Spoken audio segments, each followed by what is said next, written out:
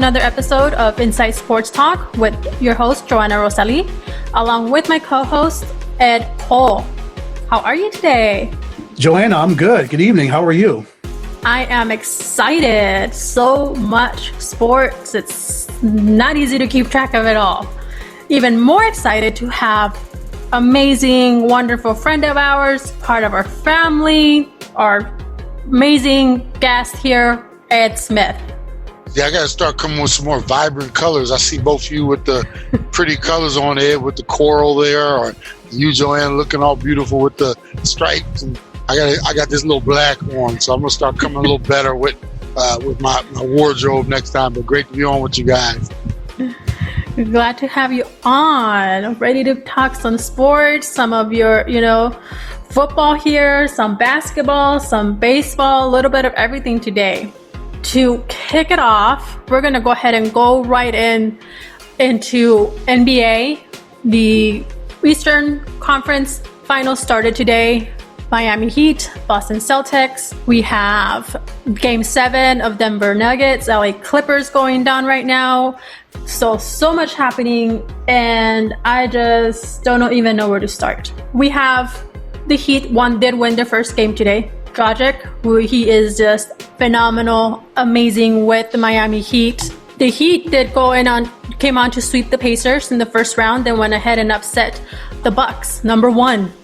So, and now they're playing against Boston Celtics, another great team out there. And the team that Miami has right now, young team, not even just to mention, their coach as well, and what he has to bring forward, and just that environment and everything that teams comes together, not to mention, the Celtics as well, and what they've done the course of, just the playoffs. And this is, a head-to-head battle. And we're seeing it, Game 1, overtime, and what happened with that amazing block at the end of the game. So, guys, I want to get your take on this. Ed. Which Ed? I have 2 Eds. Yeah, you got to specify which one. No, Ed the co-host, he gets special. He gets first treatment, so you go right ahead, Ed. Man, please. What a classic game. What an incredible way to start the Eastern Conference Finals, with a game that goes to overtime. Bam Adebayo with the incredible block at the end to save the game for the Miami Heat. It looked like the Heat were dead in the water, at least in the first quarter. The Celtics came out to an 8-0 lead. The Heat shot 1 for 10, and they did pretty much nothing in the first quarter. But then the second quarter, like Joe said, Goran Dragic came on. He brought that energy to the Miami Heat, and that energized and that revitalized the Miami Heat. And they came back and played very well in that second quarter, outscored the Celtics by 8, scored 37 points, twice as much as they scored in the first quarter. So that gave them momentum going into the half. It was 55 all in third quarter. Third quarter is third quarter. These two teams played defense so well. They went back and forth. Just it was a heavyweight slugfest. Everybody just throwing bolos. Everybody playing defense, running up and down the court. It was incredible basketball. But the Celtics end the quarter on a great run. They outscore the Miami Heat by 12 in that quarter. So you're thinking, okay, well, what are the Heat going to do in the fourth quarter? They've got to come back and have a really good fourth quarter if they want to come back and win this game or send it to overtime, which they did. So it was a tale of quarters. The Heat won the second and the fourth quarters, and of course they won the fourth quarter as well. But what an incredible game! Goran Dragic with 29 points. The Dragon came off. Bam Adebayo with that amazing block at the end to seal the victory for the Miami Heat. Tyler Hero came in because Duncan Robinson was in foul trouble pretty much all the game. So Tyler Hero stepped up really big tonight. 40 minutes. He had 12 points plus 5, 11 rebounds, 9 assists. What more can you say for the Kentucky Wildcat? For him to come in a pressure situation, no pressure for him. He's a young kid. He's a 20-year-old kid that's coming in here in the Eastern Conference Finals, 3 wins away from going to the NBA Finals. He comes in and just does what he needs to do. Great win for the Miami Heat. I like both of these teams in terms of what they kind of represent. And, I don't think it's a mystery why the 1 and 2 seeds are gone. And you're looking, we got these teams that nobody thought would get to the finals, Raptors and Milwaukee bow out. They're so well coached, and it's all about team ball with both of these teams. And, we were talking before the show about how impressive, at least in my mind, I think Pat Riley is in terms of being the mastermind, the architect of putting these teams together that, as little pieces. You get a Jimmy Butler to kind of solidify kind of a leader, the guy who's going to get everybody all on the same page. You got a lot of young talent, and not necessarily anybody is a superstar. It's just a whole group of guys working together. And same thing for Boston. They've got a couple bigger names, but still I give Brad Stevens a lot of credit for how he organizes that team as well. But you hit it all on the head, Ed. As far as this game goes, it was exciting. And you guys got to see my live reaction because I was a little late watching while we were prepping for the show. I was catching up and finishing up overtime. And when I saw the Bam block, I mean, I'm surprised I didn't startle you guys in your ears because that was very impressive. And it was, like I said, once again, that's that effort. A lot of teams would have given up on that play. Bam all the way. And, Tatum, I mean, he brought it and he got rejected. And I think that's the type of series it's going to be. I wouldn't be surprised if it goes 7 all the way down to the wire. But a great start. And, like we were all talking before the show even started, love playoff basketball, man. This is what it's all about.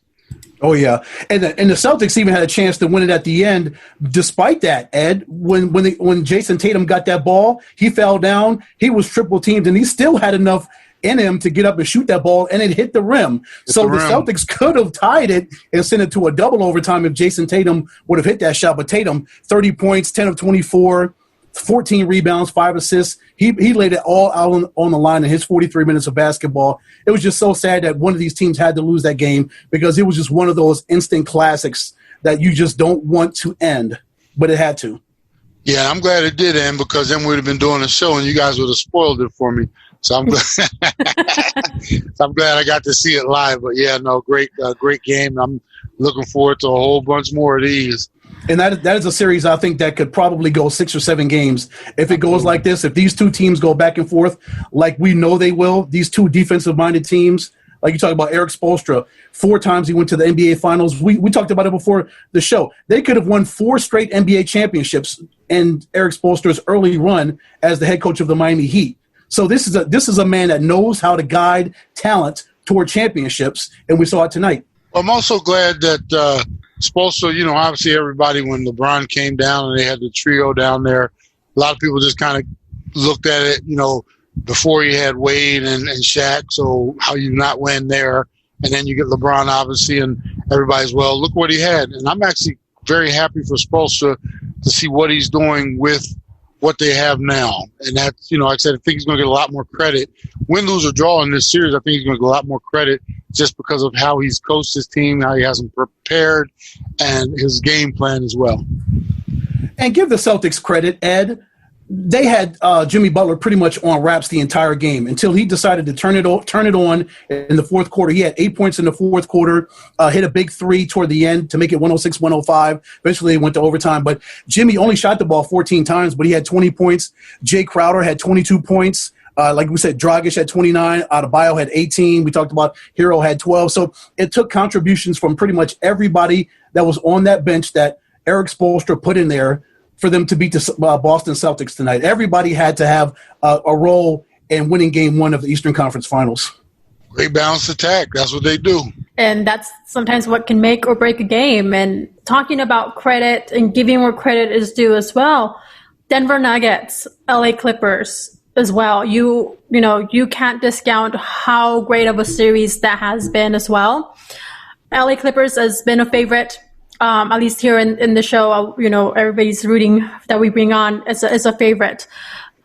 We have them playing now. It's 54-56 at halftime. Many were not expecting for it to go to a Game 7, and I was one to say the Nuggets are fighting. They're a fighter for sure. And it's just been an amazing game, putting up a fight. So we'll see what happens here. See if we go to another overtime game, which is so close. And last game was also just so close and, just dueling it out. This is literally a duel with these two teams. I want to get Ed Smith here. Who do you have going on to the next round, Nuggets or Clippers? Well, here's the thing. If the Clippers don't finish this off, this will be one of the biggest disappointments in the history of the NBA, if you ask me, because everybody, since the beginning of the season, we went through coronavirus and everything like that, and they everybody gets into the bubble. And since then, it's all been about, what was constructed there in LA with the Clippers. They got the best roster, even compared with the Lakers. If they don't win this game and get to the finals, at least the Western Conference Finals, this will be one of the biggest disappointments. If Denver doesn't win this game, they're going to go down as one of the best, and like you kept saying the word, Joanna, the biggest fighting, competing team to take these Clippers all the way to Game 7. They're playing with house money right now. I equate it to, you go to Vegas and right off the bat, you hit that big one, right? Now you got a few $100s of their money in your pocket. You can play. I mean, you got nothing to lose. As long as you're smart about it, you leave out of there even if you leave even, you didn't leave any of your money behind. So right now, Nuggets have, which is scary because all the pressure is on the Clippers right now. And if they don't win this, it is going to be, like I said, a shock. Now, you ask me who's going to win it. My prediction is, I know it's close, it's at halftime. It better be the Clippers. That's all I'm going to say. That's what I'm rooting for because, and I'll give you my bias. I'm not a big Lakers fan. And I know my radio partner, Jay, will get on me about this. He's a Lakers man. Not a big Lakers fan. Not a big LeBron man. So if the Nuggets pull this off, that's just opening the door up for the Lakers, in my opinion, to walk right into the finals. And I definitely don't want that. So Jamal Murray, 25 points right off in the first half. He goes off. And like you said, the Nuggets are down 2. It's just, what more can you say for the Nuggets? This is their 4th straight Game 7 in the playoffs. 2 last year against San Antonio and Portland. We all know what happened against Utah this year. And now this one with the Los Angeles Clippers. I agree with you, Ed. If the Clippers cannot hold on and win this is why they brought Kawhi in. He brought a championship to Toronto last year. That's why they got Kawhi there. That's why they got Paul George there. They've got all the pieces to win a championship. But if they cannot hold off the Denver Nuggets and move on to the Western Conference Finals, it will be one of the biggest collapses, one of the biggest disasters we've seen in sports. For them to have all the talent in the world, they brought arguably the best player in the league to their team in Kawhi Leonard, and they can't finish off the Denver Nuggets when they had a 3-1 series lead. It will be one of the biggest disasters of all time when it comes to sports. And especially being up 3-1. I mean, you had 2 opportunities. Yeah. Both games up double digits by as many as 18 plus. And if you don't finish this off, it's going to be considered by many to be a big choke job. We'll find out at the end of the night. And by the time we conclude our show here, who's going to be the winner of the current game happening now, which would go on to face the LA Lakers. We may be able to see, and that's and everybody's rooting for Lakers and Clippers, city, within city rivals there. We have right now Miami Heat and Boston Celtics. So I want to ask you this, Ed Smith. Who do you see going into the finals? Who's going to be that matchup? Is it going to maybe be Miami and the Lakers? Is it going to be Clippers and Boston Celtics, or Clippers and Heat? Just the possibilities, and with such great teams we have going into these next phases. Hard to choose. Yeah, it is. And I would, I'm kind of assuming the Clippers finish this off. And I'm hoping for that Lakers-Clippers matchup. It's like we've been looking forward to this all year long through the virus and everything. We get everybody in the bubble, and it's been great basketball. But this is all we've been talking about since, last year when the season started. And to not end up with Clippers-Lakers, in my opinion, would be a big disappointment. And in that battle, I'll be quite honest with you, and I don't know who I would pick.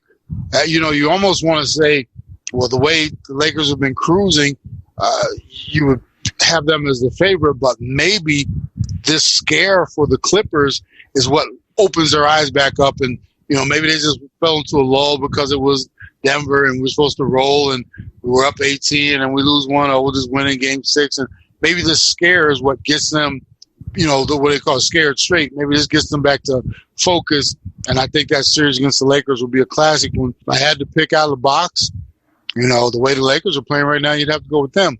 On the other side, that matchup, I can't tell you who's going to win that one until